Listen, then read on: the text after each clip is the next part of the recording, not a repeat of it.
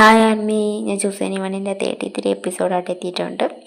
അപ്പോൾ എല്ലാവരും എപ്പിസോഡ് കണ്ടിട്ടുണ്ടെങ്കിൽ ലൈക്ക് കമൻറ്റ് എന്താണ് ചെയ്യണം, പിന്നെ സബ്സ്ക്രൈബ്. പാർത്തിന്ന് ഇത്ര നേരമായിട്ട് വീട്ടിൽ കയറുണ്ടോ നോക്കിക്ക്. വിളിച്ചവൻ ഫോണും എടുക്കത്തില്ല. പിന്നെ തെളിവിനായിട്ട് ഇപ്പോൾ വരാമെന്ന് പറഞ്ഞു പോയത്, അവനെയും കാണാനില്ല. നിങ്ങളൊക്കെ എവിടെ പോയി കിടക്കുവാണോ? നിർമ്മല, നിങ്ങൾ ടെൻഷൻ അടിക്കാതെ അവന്മാരിങ്ങോട്ട് വരും.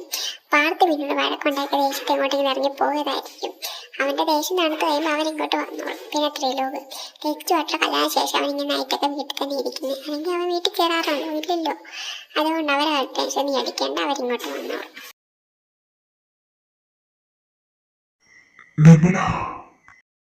എന്താ ദേവേട്ടാ, എന്ത് പറ്റി? മോക്ക് വല്ലാതിരിക്കുന്നേ? ആ ദേവ്, നിനക്ക് എന്ത് പറ്റിയടാ? നിന്റെ മോക്ക് ഇങ്ങനെ ഇരിക്കുന്നേ? നിർമ്മല, അത് എന്നെയിപ്പോൾ രവിയെ വിളിച്ചത്. അവൻ സിദ്ധു ജോലി ചെയ്യുന്ന ഹോസ്പിറ്റലുണ്ടെന്ന്. അവൻ പറയുന്നത് ഇന്ന് നൈറ്റ് ത്രിലോക് പ്രാർത്ഥനയും കൂട്ടി ഇങ്ങോട്ട് വരുന്ന വഴിക്ക് അവിടെ കാറൊന്ന് ആക്സിഡൻ്റ് ആയെന്ന്. അവരിപ്പോ ഹോസ്പിറ്റലാണ്.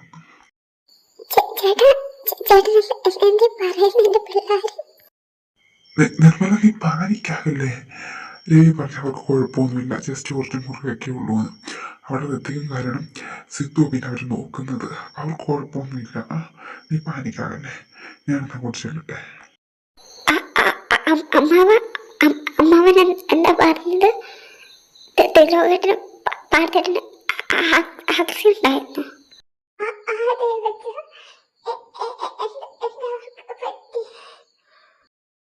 ലക്ഷ്മീനും അവർക്ക് കുഴപ്പമൊന്നുമില്ല, ജസ്റ്റ് ഒരു ആക്സിഡന്റ്, കുറച്ച് മുറിവൊക്കെ ഉള്ളൂ എന്നാണ് രവി പറഞ്ഞത്. ഞാൻ അങ്ങോട്ട് ചെല്ലട്ടെ, ചെല്ലുമ്പോൾ അറിയാലോ.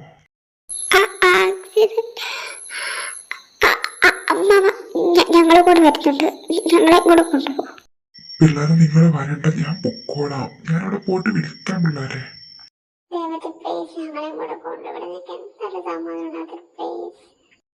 എന്നാ ഞാൻ കൊണ്ടുപോകാം. നിങ്ങളിപ്പോൾ ഡ്രസ്സൊക്കെ ചെയ്തിട്ട് വാ, എന്നിട്ട് നമുക്ക് പോകാം. നിർമ്മല, നീ ഇങ്ങനെ പിള്ളേർ പോലെ വാശി പിടിച്ചാണ് ശരിയാകുന്നത്. നിനക്കറിയാലോ, അമ്മേനെ വഴി ടച്ച് പോകാൻ പറ്റത്തില്ല, അമ്മേനെ ഹോസ്പിറ്റലിൽ കൊണ്ടുപോകാനും പറ്റത്തില്ല. അതുകൊണ്ടാണ് നീ ഇവിടെ നിൽക്ക്. നിർമ്മല തന്നെ വിളിക്കാം.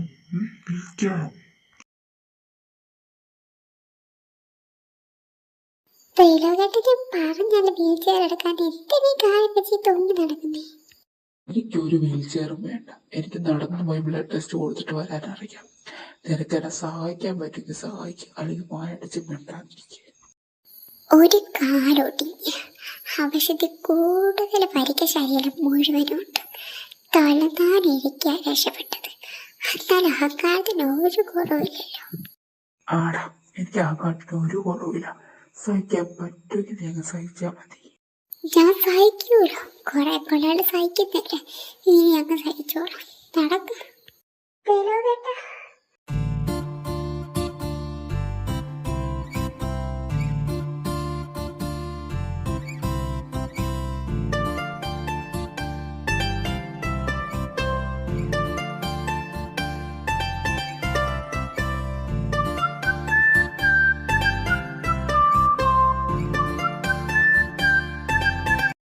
പേര് പതുക്കെ, എനിക്ക് വേദനിക്കുന്നു.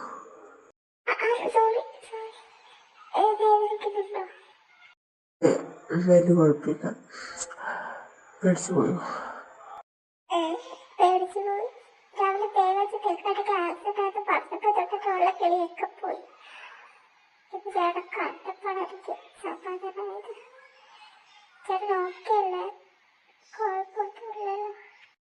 ഞാൻ ഓക്കെ. നിനക്ക് ആയോട്ടൊന്നും പറ്റില്ല. ഈ കാലൊന്നൊടിച്ച് ഇപ്പൊ നല്ല ചിലരെ പോകും, അത്രേ ഉള്ളൂ. നീ പേടിക്കണ്ട.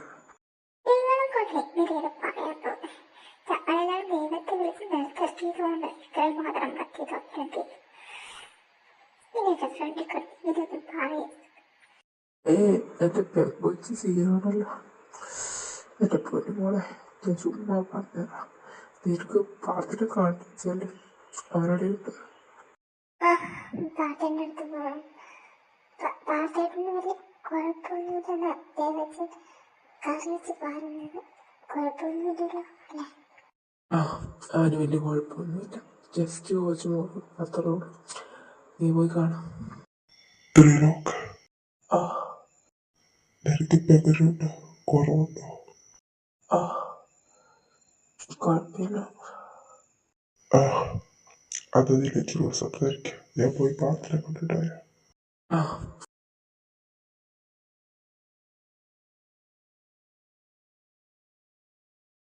അവിടെ തന്നെ നിൽക്കുവാണോ അല്ല എൻ്റെ അടുത്തിട്ട് വരുന്നില്ല?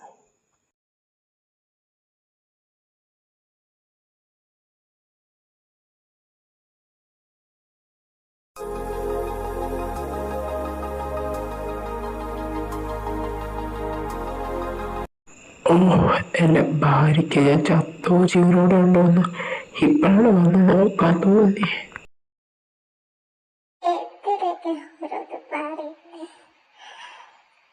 ഇത് ദൈവത്തിന് കാര്യത്തിനായിട്ട് പറഞ്ഞതുകൊണ്ട് എത്ര ബാധ നെഞ്ചിലടിയപ്പെട്ട കാര്യം ഞാൻ വിളിക്കാത്ത ദൈവമല്ല. ഇപ്പോഴായിരിക്കുന്ന സമാധാനമായത്. അപ്പൊ നിങ്ങൾ എന്തിനൊക്കെ പറയുന്നു?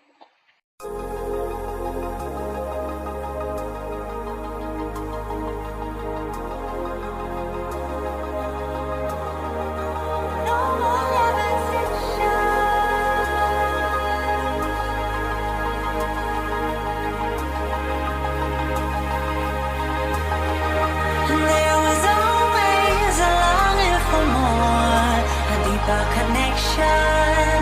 Was disconnecting from the source within. There were parts of my core, senseless and frozen. Wisdom hidden, locked up in my soul. ഞാൻ പിന്നെ വരാം. അച്ഛ നിൽക്ക. നിനക്കിപ്പോൾ എങ്ങനെയുണ്ട് വാർത്ത? കുഴപ്പമില്ല അച്ഛ, എനിക്ക് കാര്യമായിട്ടൊന്നും പറ്റില്ല. കുറച്ച് മുറിവ് അത്രേ ഉള്ളൂ. ത്രിലോകിന് കൂടുതൽ. ആ ഞാൻ ത്രിലോകനെ കണ്ടിട്ടാണ് വരുന്നത്. നിങ്ങൾ ആ ട്രക്കിനെതിരെ കേസ് വല്ല ഫയൽ ചെയ്തായിരുന്നു? ആ അച്ഛ, സിദ്ധുവേട്ടൻ ഫയൽ ചെയ്തിട്ടുണ്ടായിരുന്നു. ആ അത് പറഞ്ഞപ്പോഴാ സിദ്ധു എന്നോടും ലജുവിനോടും മീനുനോടും സിദ്ധുവിൻ്റെ ക്യാബിന് ചെല്ലാനാണ് പറഞ്ഞേക്കുന്നത്. മീനു വാ, നമുക്ക് ലജുവിനെ വിളിച്ചിട്ട് അങ്ങോട്ട് പോവാം. ആ ദേവിച്ച പേടിച്ചു പോയോ നീ? പേടിക്കണ്ട കേട്ടോ, എനിക്കൊന്നും പറ്റിയില്ല. ഞാൻ ഓക്കെയാണ്. നീ എന്താ ഇങ്ങനെ കരയുന്നേ? ഞാൻ ഓക്കെയാണ്, എനിക്ക് കുഴപ്പമൊന്നുമില്ല. ഞാൻ പേടിച്ചു പോയി. പണ്ട് ഇതുപോലെ ആവശ്യമുണ്ടല്ലോ എനിക്ക് ആരുമില്ലാതെ പേടിച്ചു പോയി. ഇനി എനിക്ക് ആരുമില്ലാതെ പോകുന്നു. ലച്ചു എന്താണ് ഈ പറയുന്നത്? എനിക്കൊരു കുഴപ്പമില്ല, നീ നോക്ക്. ജസ്റ്റ് ഒന്ന് കാലൊടിഞ്ഞ് കുറച്ച് മുറിവ് അത്രേ ഉള്ളൂ. പാടത്തിന് ഒരു കുഴപ്പമില്ല, അവനും ഓക്കെയാ, ഞങ്ങൾക്കൊന്നും കുഴപ്പമില്ല, ഞങ്ങൾ ഓക്കെയാ. പിന്നെ നീ എന്തിനാ ഇങ്ങനെയൊക്കെ ചിന്തിച്ചു കൂട്ടിയേ? പേടിച്ചിട്ടാ ഇങ്ങനെയൊക്കെ ചിന്തിച്ചു കൂട്ടിയെ. ഇനി എനിക്ക് ആരുമില്ലാതെ പോകുന്നുണ്ടല്ലോ. ഞാൻ നിന്നിട്ട് എങ്ങും പോകാൻ പോണില്ല. അതിപ്പോ കാലം വന്ന് വിളിച്ചല്ലോ.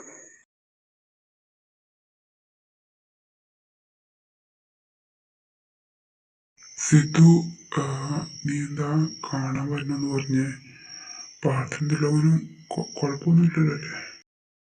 ഞാൻ അവന്മാരുടെ കാര്യം പറയാൻ വേണ്ട നിങ്ങളെല്ലാം വിളിപ്പിച്ചത്. അങ്ങനെ പേടിക്കുന്ന പോലെ ഒന്നുമില്ല കേട്ടോ.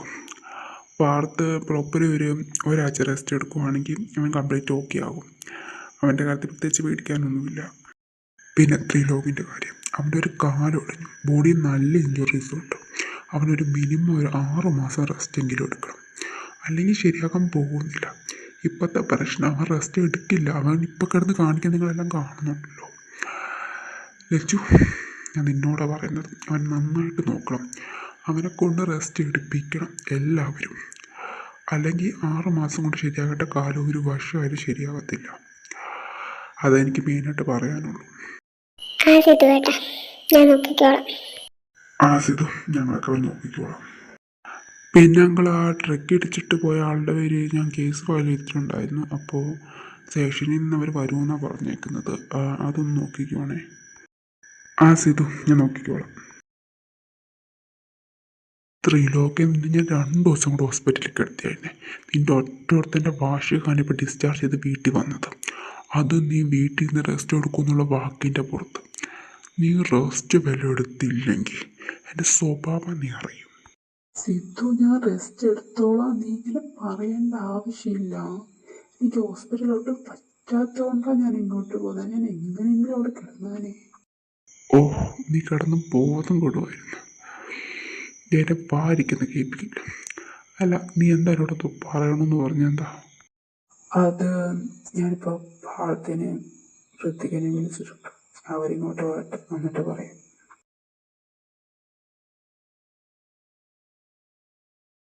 ത്രിലോക്, എന്താണ് കളിപ്പിച്ച് പറയാൻ പാർത്ത? ഗൈസ്, ഞാൻ നിങ്ങളെല്ലാം വിളിപ്പിച്ച കാര്യം കഴിഞ്ഞ ദിവസം ഞാൻ കൊണ്ട് ആക്സിഡൻ്റ് അറിയാതെ സംഭവിച്ചൊരു ആക്സിഡൻ്റ് അല്ല. അതെനിക്ക് ഉറപ്പാണ്. മനഃപൂർവ്വം ആ ട്രക്ക് വന്ന് ഞങ്ങളെ കരുതി കൂട്ടി ഇടിച്ചതാണ്. അതെനിക്ക് 100% ഉറപ്പാണ്.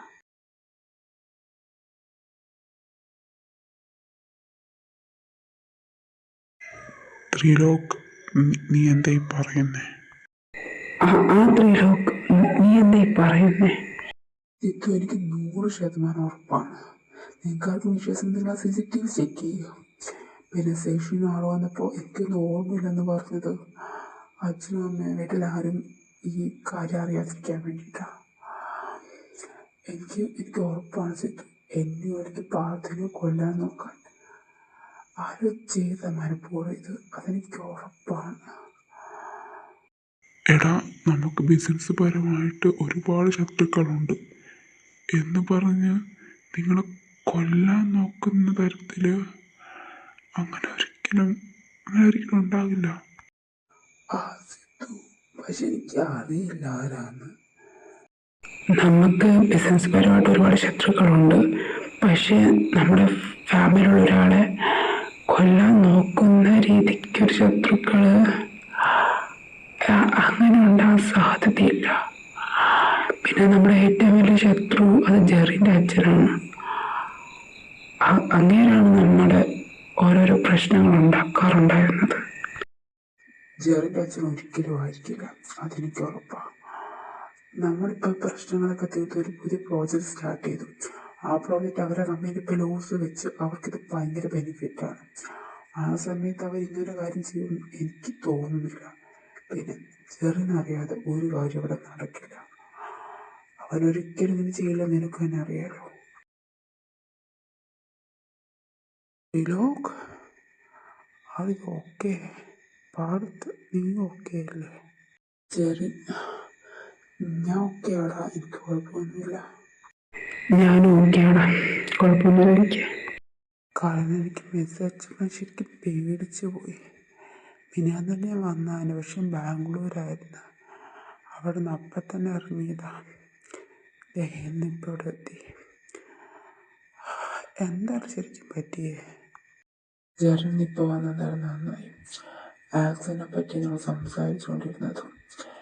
എടാ, അവന് പാടത്തിനെ കുടിച്ചിട്ടുണ്ടായിരുന്നു. അവൻ ഞങ്ങളുടെ ഗസ്റ്റ് ഹൗസിലായിരുന്നു. ഞാൻ അവനെ കൊണ്ട് വീട്ടിലേക്ക് വരുന്ന ടൈമായിരുന്നു. ഞാൻ ഒരു തുള്ളി പോലും കുടിച്ചിട്ടുണ്ടായിരുന്നില്ല. എനിക്ക് നല്ല ബോധമുണ്ടായിരുന്നു. ഹൈവേ കൂടെ പൊക്കോള സമയത്ത് പെട്ടെന്ന് ട്രക്ക് വന്ന് ഇടിച്ച ശേഷം എൻ്റെ ബോധം പോയി. പിന്നെ ഞാൻ എഴുന്നേക്കുന്നത് ഹോസ്പിറ്റലിൽ വെച്ചാണ്. എടാ, ആ ട്രക്ക് വന്ന് ഇടിച്ചപ്പോൾ എനിക്ക് നല്ല ഓർമ്മയുണ്ട്. അത് അറിയാതെ വന്ന് ഞങ്ങൾ ഇടിച്ചതല്ല. മനഃപൂർവ്വം ഞങ്ങളെ കൊല്ലണം എന്നുള്ള രീതി തന്നെ ഞങ്ങൾ വന്ന് ഇടിച്ചത്. അതെനിക്ക് ഉറപ്പാണ്. അയാൾ ആ ട്രക്കിനെ പറ്റി പിന്നെ വല്ല പിടിപാടുകളുണ്ടോ? ഇല്ലടാ, പോലീസ് അന്വേഷിക്കുന്നുണ്ട്.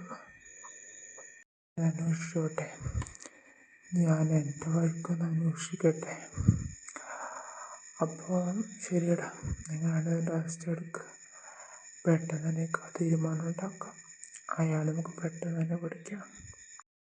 Jerry, thanks. നമ്മുടെ ഇടയിൽ എന്തിനാ താങ്ക്സ് സോറിയൊക്കെ? നീ റെസ്റ്റ് എടുക്ക് പാർത്ത്, നീ എന്നാൽ ശരി, ബൈ. ബൈ. ഇനി പേടിക്കണ്ട, ചെറിയൊരു കാര്യം ഏറ്റെന്ന് പറഞ്ഞാൽ അത് നടന്നതിനെ കൂട്ടിക്കോ. ഇപ്പോഴെങ്കിലും സമാധാനം കിട്ടിയത്. ഇതൊട്ട് ടെൻഷൻ അടിക്കണ്ട, അവരാദ്യം അയാളെ കണ്ടുപിടിക്കട്ടെ, അത് കഴിഞ്ഞ് നമുക്കിൻ്റെ ബാക്കി നോക്കാം. ഇപ്പം നീ റെസ്റ്റ് എടുക്കാൻ നോക്കുക. എൻ്റെ സിത്തു, ഞാൻ റെസ്റ്റ് എടുത്തോളാം. നീ ഇങ്ങനെ എപ്പോഴും പറയേണ്ട ആവശ്യമില്ല. എനിക്ക് നിന്നെ വിശ്വാസം ഇല്ല. നിന്നെ കൊണ്ട് തോത്ത് സിത്തു. ഞാൻ കയറി കിടക്കാൻ പോവാ. ഓക്കെ, എനിക്ക് അപ്പം സമാധാനം കിട്ടുമല്ലോ. കിട്ടും, കയറിക്കട. അല്ല ത്രിലോക്, ജെറിൻ പറഞ്ഞത് കേട്ടോ, ചില ആൾക്കാർ വിളിച്ച് പറഞ്ഞപ്പോൾ അവൻ ഓടിക്കതച്ച് ഇങ്ങോട്ട് വന്നേന്ന്. വിളിച്ച് പറയലൊക്കെ ആയി കേട്ടോ. വിളിച്ചു പോലെ ഞാൻ ഒന്ന് ചെല്ലട്ടെ. ഋത്തിക്ക് കരണം ചെറിയ സെറ്റാണോടാ? അല്ലെന്ന് ഇവൻ പറഞ്ഞു നടക്കുന്നു. സത്യം പറയുവാണെങ്കിൽ ആണ്. അപ്പൊ കഥ ഇവിടം വരെയൊക്കെ ആയി. മനുഷ്യ ഇതും പറഞ്ഞ ചെക്കനെ ചുമ്മാ കളിയാക്കാൻ നിൽക്കല്ലേ. ആലോചിക്കാം, നന്നായിട്ട് ആലോചിക്കാം.